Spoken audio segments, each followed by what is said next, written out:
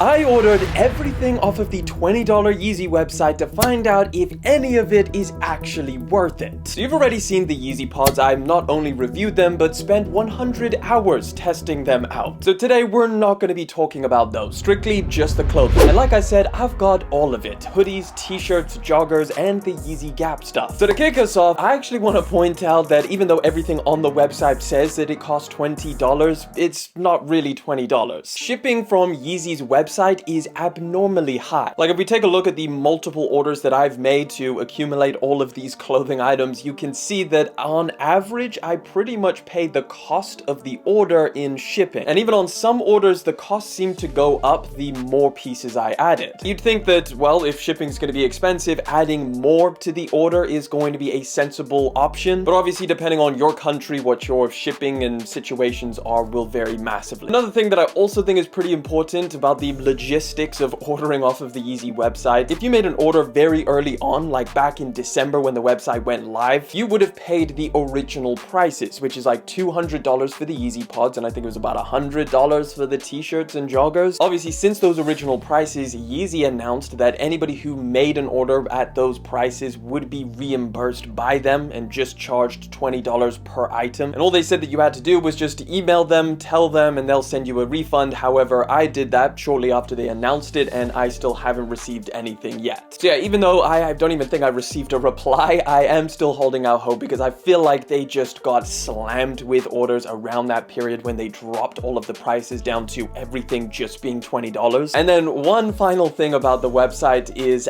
delivery times. Like some people have been waiting absolute months. Like we're talking 2 to 3 months for their orders to get in. I will say that that's the case for most people, including myself. However, they have definitely been ramping up recently. I've seen a lot more people receive their orders, and even some of my newer orders that I made to get some of the more recent stuff, that came in a lot quicker than my original ones. But under most of the listings for the products, it says shipping in 2 weeks. So I would probably guess you're looking at about a 3 to 4 week wait once you make your order. Either way, after all of this, once you finally get your package in the mail, what are you actually getting? Starting with one of the pieces that actually surprised me the most, it's the t-shirt. So I got 2 of the long sleeve t-shirts, the one with the vulture symbol and then the other one with the album graphics and the entire track list on the back. I got both of these in a size 1, and my dimensions, just for your reference, I'm 5'8" and about 75 kilos, and I typically wear a size medium in most things. Another thing worth mentioning is that the only sizes you can purchase, and that includes everything, t-shirts, joggers, and the shoes, they all come in sizes 1, 2, and 3. So a 1 is a size small to medium, but I will say that some of the other stuff that I bought was a size 2, so we'll get into that later on in the video. Now, the print that you get on both of these t-shirts is very nice. It feels like it's solid quality. The vulture symbol tee, that is actually reflective, so you can just hit it with a flash and it lights up. But my favorite out of the both, because they are identical apart from the graphics, has to be the album art one. Like, not only does that feel like you're getting a lot more bang for your buck, but it just looks cool. You get the album name on the sleeves, the entire track list on the back, and of course the original Vultures one album cover on the front, which I think is a nice touch. This t-shirt is so unique that I'm gonna have to try and recall a memory that's probably been lost in your mind from years ago, just to understand the mechanics of it. So imagine you're back in school. Well, do you remember taking a piece of paper, folding it up, and then cutting out the shape of a man? When you unfold it, you have a chain of paper men. Well, that's kind of what this t-shirt is like. They pretty much took a sheet of material, folded it in half, cut out the t-shirt shape, and then sewed it down the side. So there is no cuffs on the sleeves or around the hem. There is not even a neck hole. It is literally just a slice that has been taken out, and that's where you get that weird look around, you know, the straight up collarbone action. That's why. Now, honestly, I'm not a big fan of this look, and I actually think that this t-shirt looks better when it's thrown over the top of another t-shirt. But again, it's unique and some people do love it. Bottom line is the material is heavyweight and does feel pretty solid quality. That goes for the graphics as well. So I would give the t-shirt a definite yes, it is worth it. The short sleeve tee is actually one of my favorites, even though it's probably one of the weirder looking ones. This t-shirt has the exact same paper man concept, except now you don't just have the slit in the material. They did add an actual neck collar to it. However, because it's literally just a square with 2 holes cut out for your arms, it does kind of give a look of like a t-shirt, but also like a tank top. Some people have referred to it as a pillowcase that could also be used. Now again, I got a size 1 in this t-shirt as well, and it is slightly cropped. Again, no hems or anything around the waist, so that material does roll up, especially over time. And honestly, I do think I could have got away with a size 2 in this one, just so I have a little bit more material to play around with. But overall, I like this one, and it's just the same material and the same quality of graphics that the long sleeves have as well. So yes, I would say that this one is also worth it. Finally, for t-shirts, we have the F Adidas jersey. This one's pretty crazy. So not only does it have the F Adidas graphic on the front and the back, but the material is like this breathable polyester that you would find on like a gym t-shirt or something that you would wear in sports. I kind of believe that it's playing into what's super popular right now, which is football jerseys. This is just the $20 equivalent. It is super, super lightweight, so it almost feels like you're not wearing anything at all. The print on the front and the back also is pretty good quality. I gave it a tug, no diddy, and it didn't crack or anything like that. I actually went for a size 2 in this one, and I'm quite glad I did. I feel like it's a nice fit. But I did notice that the sleeves looked a little bit weird, like they kind of came up in a weird space. So I actually tried chucking it on top of a hoodie, which I almost feel like that's what this t-shirt was made for. Like, it's super thin and lightweight, the neck hole is stretchy, and the sleeves kind of come up. So when you're actually wearing it over the top of something, it does seem to look a lot better. But either way, it is just so different from the rest of the t-shirts that I'm actually gonna give it a not worth it. I mean, unless you really like the style and design of it, you're not really getting much in the material or quality department. Another point is I actually feel like this would probably end up being quite iconic. Because of all of the Yeezy and Adidas drama, I feel like this t-shirt will bring a lot of people back to that moment in time in the years to come. For sweatpants, I got the only 2 that are available, and surprisingly, they're pretty different from each other. I would have expected just the same copy and paste between all different types. So the original Vulture sweatpants that have the little logo on the left leg, it carries the same feeling that a lot of the other stuff carries, where it feels like it was designed to be as simple and like efficient as possible. They didn't even bother to put an elasticated waistband on these things. Like, I don't think I've ever seen that with a pair of sweatpants. So instead, they just chucked this elasticated string around there, which to my surprise actually is pretty effective. So don't be alarmed when you put them on and they immediately drop down to your ankles, because once you tighten them up, they actually look pretty normal. And they're actually really, really comfortable. The weight of the material is pretty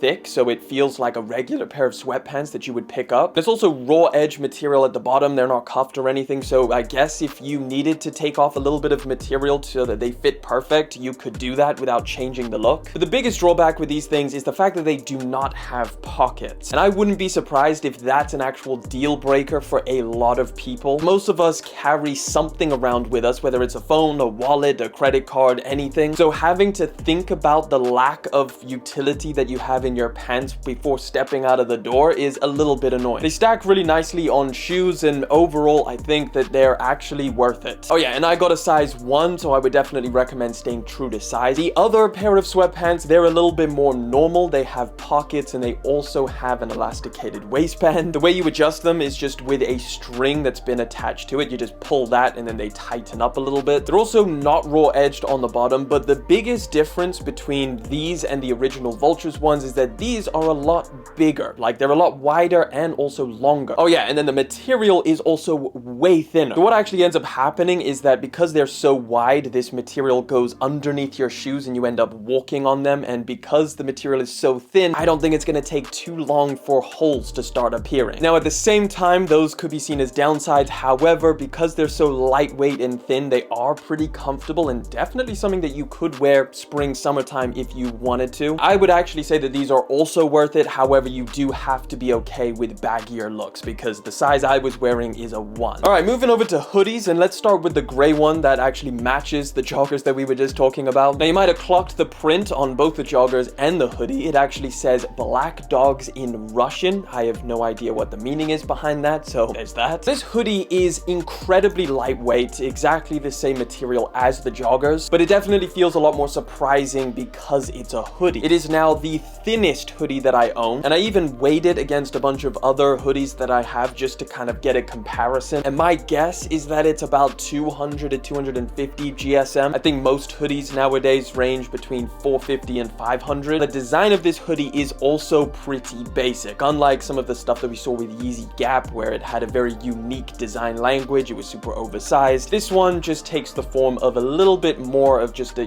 a basic hoodie. But I do actually like the way that it fits and looks on the body. It's a little bit slightly cropped, so that's something to keep in mind. I would suggest sizing up if you don't like the cropped effect. Another thing that's important to note is that they now sell this in a blank version, so you can pick up a black or a gray without the Black Dog's text. So for example, I got the black one in the blank version, and this is the one that I actually got a size 2 in, so you can kind of see the difference between the two. And like I said, the size 2 fits me just fine, however, it's not as cropped. So if you're not a fan of slightly cropped hoodies, then just size up. But other than that, both are exactly the same material, exactly the same thin and lightness that they both have, and yeah, you've got these two options. That is now the Yeezy hoodie. Oh yeah, and of course, no pockets as well. That's a huge thing. I mean, not having a pocket on a hoodie is something that I'm not a big fan of, but at the end of the day, it's not an absolute deal breaker like it is for pants. I feel like that's a little bit more important to have it in the sweatpants. Overall, I would give the hoodies a maybe worth it. Like at the end of the day, there's nothing really that unique about either of these hoodies, and the quality is just not that great. Unlike when I received the t-shirts, when I got these hoodies in, I felt like, yeah, this is $20. Unless you really liked the way that it looked, the style and the way that it fits on you, I would probably just pass up on these. Now, saving the best for last, we got the Yeezy Gap hoodies. So first off, I realized that I think it was only the EU and the UK that actually got the Yeezy Gap release on the $20 website, and currently at the moment it is also sold out. However, there has been plenty of restock since they originally loaded up. The $20 Yeezy website did release a bunch of different Yeezy Gap stuff, from t-shirts, sweatpants, I think some regular pants as well, and of course hoodies. So what I believe is going on here is that this is all leftover product from the Yeezy Gap collaboration. However, it's all unreleased stuff that never actually dropped because of the, you know, early termination of the collaboration. My guess is that Gap tried to save a little bit of money by selling it off to some liquidation website where Ye swooped in and bought up a bunch and then just sold it off for $20. What we do know based on the previous collection is that these hoodies would have probably retailed for at least $100. So getting them for just $20 is definitely a big steal. And you could definitely tell the quality upgrade here. Like, the material feels nice and heavyweight. These are actually double layered hoodies. The fit on these is a little bit odd because they're quite long. When you have it unzipped, it fits like more of a standard hoodie. However, as soon as you zip it up, they feel a lot more cropped. And I think that's just because of the way that they're designed and the tightness of the hem. I'm wearing a size medium and they do feel and look a little bit smaller on me. So honestly, I would recommend sizing up if you do get an opportunity to purchase these. They're pretty solid hoodies, and I definitely think if they do restock or if they do release out in the US, which, I mean, they dropped here in the EU, the UK. I don't know why they didn't drop in the US. It might still happen. I would keep an eye out. I would definitely recommend scooping up one of these because, yeah, it's solid for the price tag. But let me know what you guys think of the $20 Yeezy Clothing line. Is it worth it? Do you like it? Have you received your package yet? And if you do want to check out these shoes that were included in this collection, just click that video right over there.